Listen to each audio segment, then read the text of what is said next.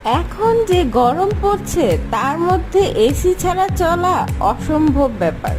ছোট বড় মাঝারি যেই কোনো পরিবারই এখন এসি নিয়ে ভাবছেন, আবার বিদ্যুৎ বিলের চিন্তাও আছে মাথায়। এখন কিছু উপভোগ করতে গেলে একটু খরচ তো করতে হবেই।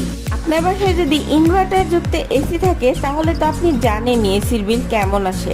আর যারা এসি কেনার কথা চিন্তা করছেন তারা অবশ্যই ইনভার্টার যুক্ত এসি কিনবেন। ইনভার্টার আর নন ইনভার্টারের প্যাচটা হলো, ইনভার্টার এসি আপনি যতক্ষণ চালাবেন তার অর্ধেক বিল আসবে, আর নন ইনভার্টার এসি যতক্ষণ চালাবেন পুরোটাই আপনার বিল আসবে। রুমের সাইজের উপরেও কিন্তু এসির অনেকটা প্রভাব আছে। আপনার রুমের সাইজ অনেক বড়, লাগবে 1.5 টনের এসি, আপনি কিনছেন 1 টনের এসি, তাতেও কিন্তু আপনার বিদ্যুৎ বিলের উপরে প্রেসার পড়বে।